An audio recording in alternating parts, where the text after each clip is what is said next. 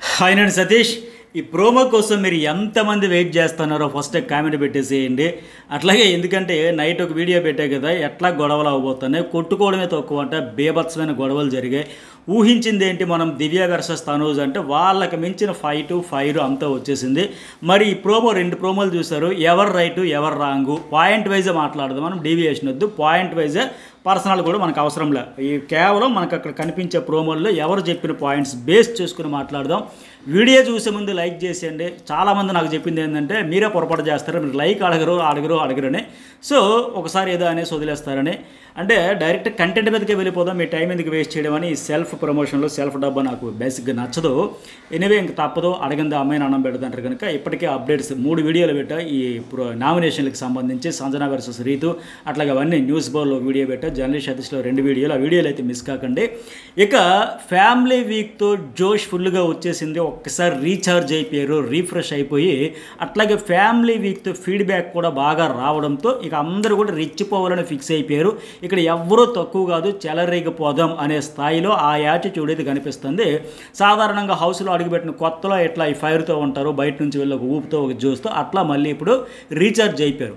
అంటే ఇక్కడ ఎవ్వరూ తోపు కాదు, మనకంటే మనం కూడా ఇక్కడ తోపే అన్నట్టుగా ఇచ్చి పడేయండి అని చెప్పిన ఫీడ్బ్యాక్ అయితే, ఆ ఫీడ్బ్యాక్కి తగ్గట్టుగానే అందరూ కూడా గేమ్ ఆడుతున్నారు, పనిచేస్తుంది. ఆ ఫీడ్బ్యాక్ అయితే అర్థమవుతా ఉంది.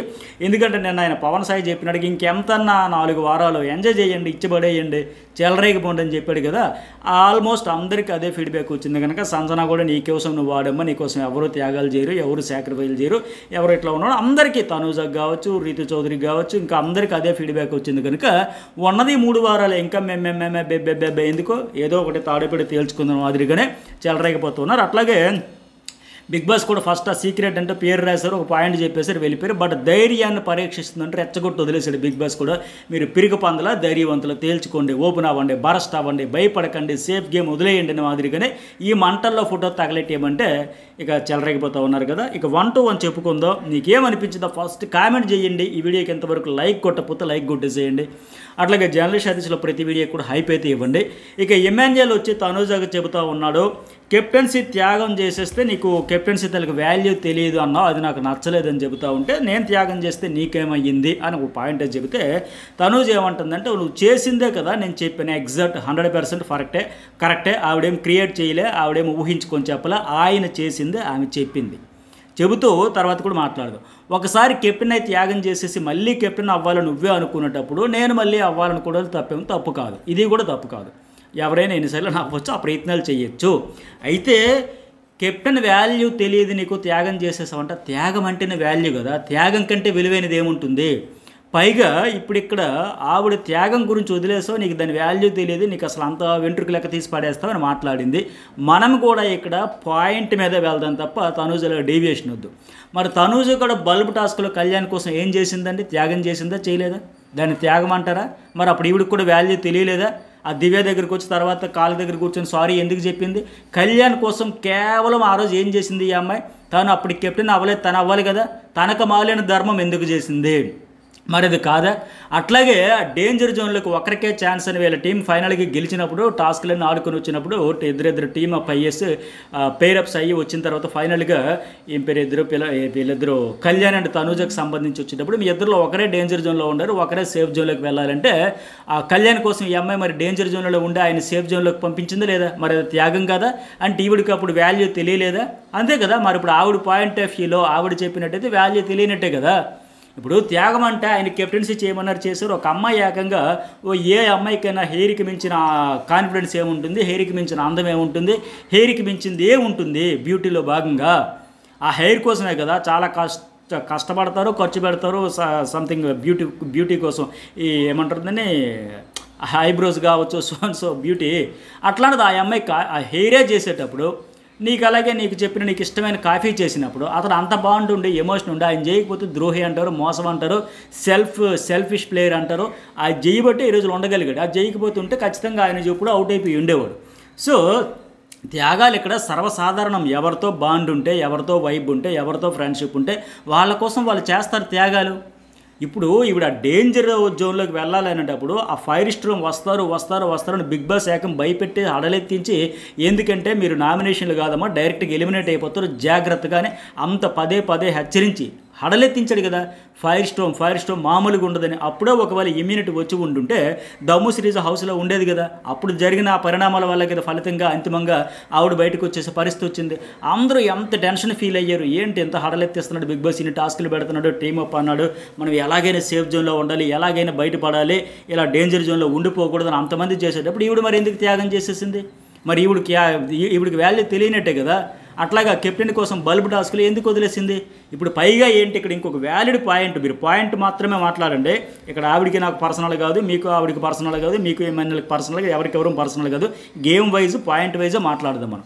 ఇప్పుడు కెప్టెన్ అంటే ఇమ్యూనిటీ, బట్ అక్కడ డేంజర్ జోన్లోకి వెళ్ళేదానికి సంబంధించి ఏకంగా ఎలిమినేషనే, డైరెక్ట్గా హౌస్ నుంచి బయటికి వెళ్ళిపోయేది అనేటప్పుడు అంత సీరియస్గా తీసుకోవాల్సింది అది కదా. మరి అప్పుడు ఎందుకు వదిలేసినట్టు? అప్పుడు అందరూ ఈమెనే తిట్టారు కదా, నువ్వెందుకు వదిలేస్తావు, నువ్వెందుకు గివ్ అప్ ఇచ్చావు, నువ్వే ఎట్లా వదిలేస్తావు, నువ్వు అంత ఈజీగా ఎందుకు వదిలేస్తావు? వాళ్ళు గేమ్ ఆడుతున్నారు, దమ్ము సిరీజ్ కళ్యాణ్, వాళ్ళు సేఫ్ జోన్లో ఉండడానికేమో ఒకరేమో సుమన్ శెట్టితో ఒకరు నీతో కలిపి టీమప్ అయ్యారు, వాళ్ళు ప్లాన్ చేస్తున్నారు, వాళ్ళ స్ట్రాటజీలో నువ్వు బిస్కెట్ అయిపోయావు, నువ్వు అంత ఈజీగా ఎట్లా వదిలేస్తావు అని అందరికి ఈఎంఐకే పెట్టారు కదా చేవాట్లో. ఎందుకు వదిలేస్తావు గివ్ అప్ ఇచ్చేస్తావని. మరి ఈవిడ ఎందుకు చేసింది?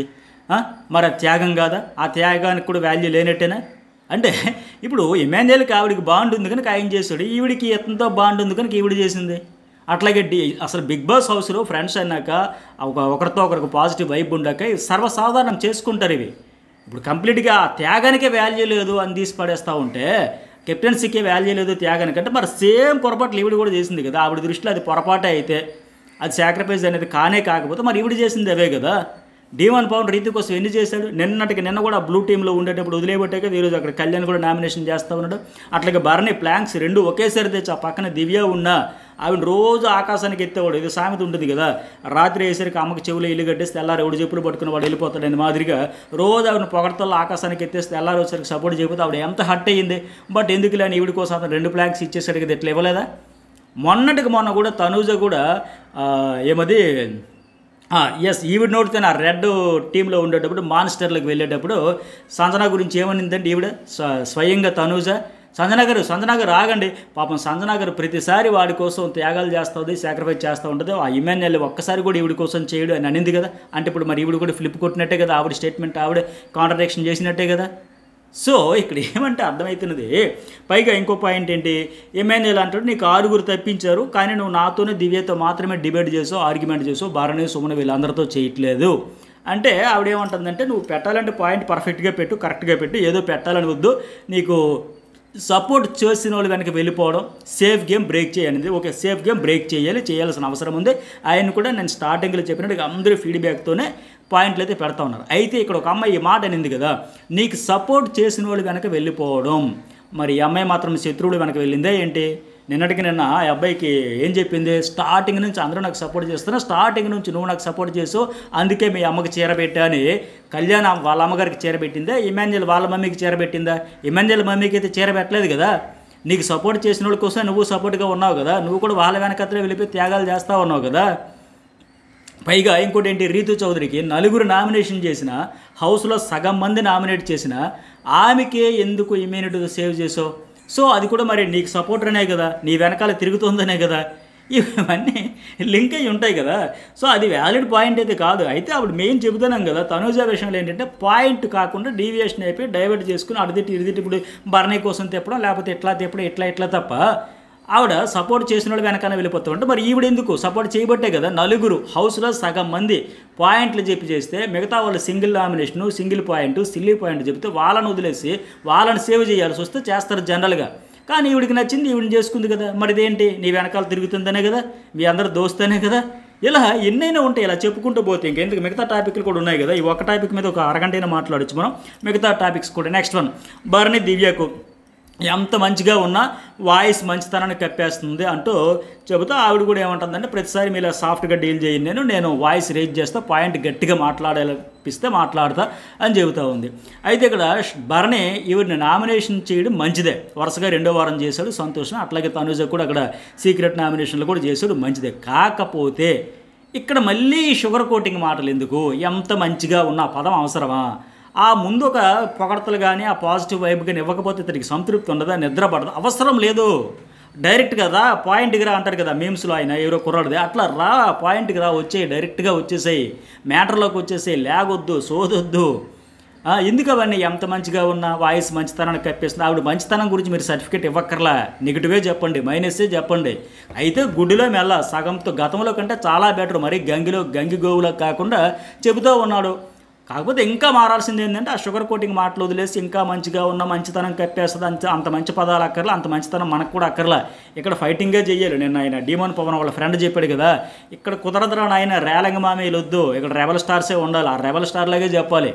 ఇంకా డైరెక్ట్గా దివ్య నీ గేమ్ నువ్వు వాడుకో, నా గేమ్ నేను ఆడతా, నా పాయింట్ నేను చెబుతాను, నీ పాయింట్ నువ్వు చెప్పుకో. ప్రతిసారి నన్ను అడ్డం పెట్టుకొని ఏంది మీరు గేమ్ ఆడుతున్నారు? బయట నుంచి వచ్చిన వాళ్ళు అందరూ కూడా చెబుతున్నారు కదా, నన్ను చెరుకు రసం పిండినట్టుగా నవరసాలు పిండేస్తున్నారని. తనుజకు కూడా సీక్రెట్ నామినేషన్ చేసి అదే చెప్పా. ఆవిడ ప్రతిసారి నన్నే లాగుతుంది. నాగార్జున గారు కూడా చెప్పారు ప్రతిసారి చిన్నపిల్లలు ఆట అయిపోతుంది ఏంటి, మీ కంటెంట్ కోసం మీ ఎమోషన్ కోసం నన్ను పెట్టుకుని అడ్డం పెట్టుకుని గేమ్ ఆడుతున్నారని అక్కడ ఆవిడికి చెప్పి నీకు చెబుతున్నా. సో ఆయింట్మెంట్ పూసే విషయంలో నాకు నచ్చలే. నీ జోక్యం ఏంటి? నా చెయ్యి నా వేలు నేను ఆయింట్మెంట్ పూసుకుంటా మానుకుంటా, నీకేం సంబంధం? నువ్వెందుకు ఇక్కడ సెంటిమెంట్ డైలాగులు అని చెప్పి ఇంకా డైరెక్ట్ చెబితే బాగుండేది.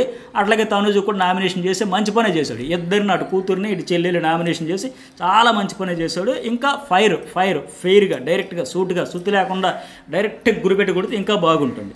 అయితే ఇంకో పాయింట్ ఏంటంటే రెస్పెక్ట్ గురించి అంట ఫింగర్ చూపించి మాట్లాడొద్దు అంటే అక్కడేమీ డిస్రెస్పెక్ట్ కాదు, అది సాధారణంగా ఎవరైనా సరే చెప్పేటప్పుడు ఆపోజిట్లో ఉండేటప్పుడు ఆ బాడీ లాంగ్వేజ్ అది ఉంటుంది తప్ప ఆ అమ్మాయి ఏదో అతను పర్టికులర్గా భరణ విషయంలోనే అంత డిస్రెస్పెక్ట్ చేసి వేలు చూపి అట్లా ఉండదు కదా.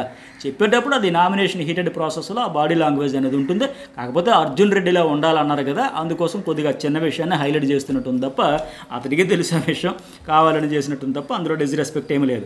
అట్లాగే మరి భరణి తనూజాని దివ్యాని నామినేషన్ చేయడం రైటా రాంగా, మంచి పనే చేశాడా కాదా అనేది కూడా కామెంట్ పెట్టండి. అట్లాగే ఇమాన్యుయల్ వర్సెస్ తనుజాలో కూడా మీ ఒపీనియన్ ఏంటి అనేది కూడా కామెంట్ పెట్టండి. ఈ వీడియోకి ఎంతవరకు లైక్ చేయకపోతే లైక్ చేయండి.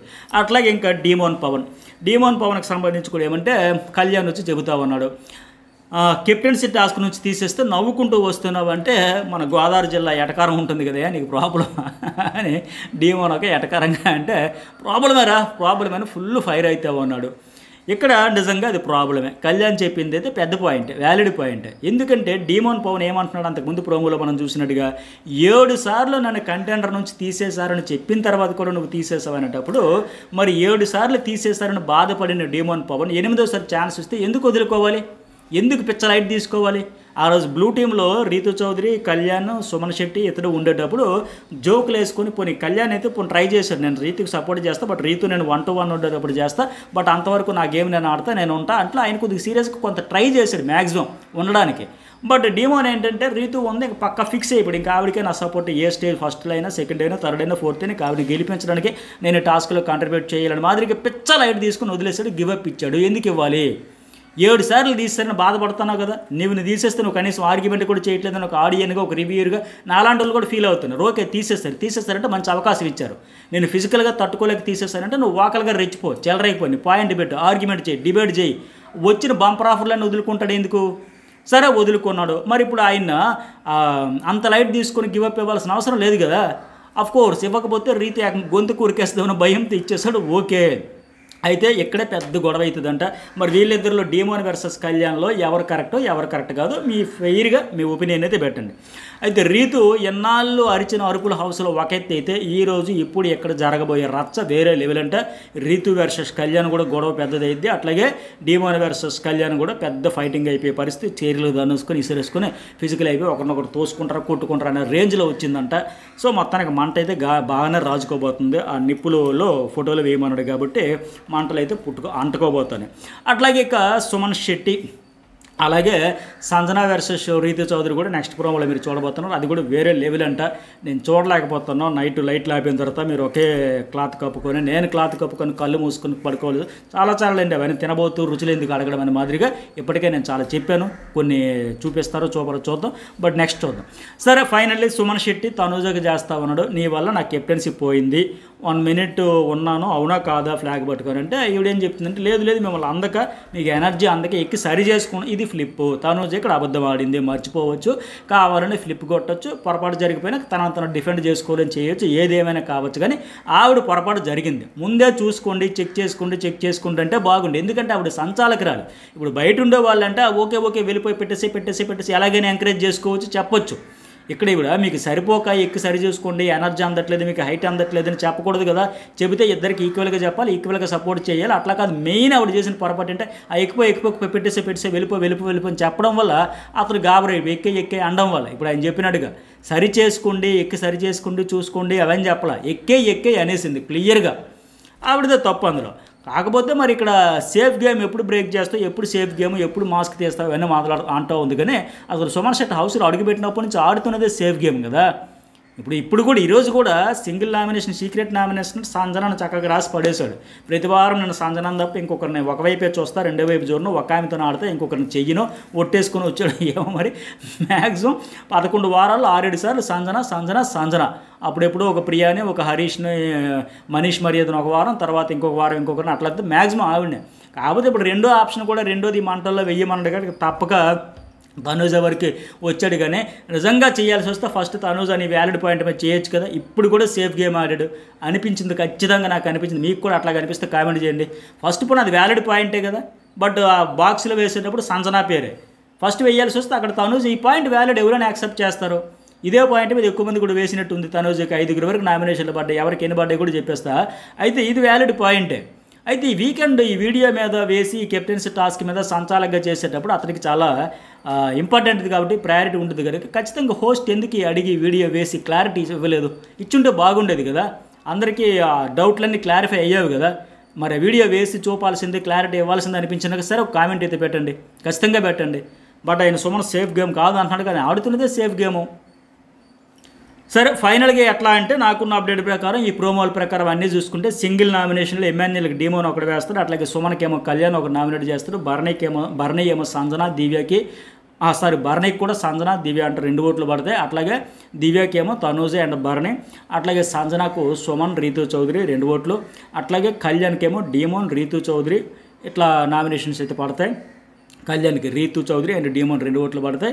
అట్లాగే డీమోన్కి ఏమో కళ్యాణ్, ఇమాన్యుయల్, తనూజ 3 నామినేషన్లు అంట. ఇక తనూజకి అయితే ఏకంగా 5 సంజన, సుమన్ శెట్టి, భరణి, దివ్య, ఇమాన్యుయల్. ఇప్పటికే మనకు ప్రోమోలో ఇమాన్యుయల్, సుమన్ శెట్టి చేసింది కూడా కనిపిస్తూ ఉంది, భరణి కూడా ప్రోమో నుంచి కనిపించింది, ఇక దివ్య అండ్ వీళ్ళు కనిపిస్తారు. ఇవి ఈ ప్రోమోకి సంబంధించి మీరు చూడబోతున్న ఈ నామినేషన్ అప్డేట్స్. మరి మీకేమనిపిస్తుంది లైక్ చేయండి, కామెంట్ చేయండి. జర్నలిస్ట్ సతీష్ న్యూస్ బోల్ 2 ఛానల్స్ కూడా సబ్స్క్రైబ్ అయితే చేసుకోండి.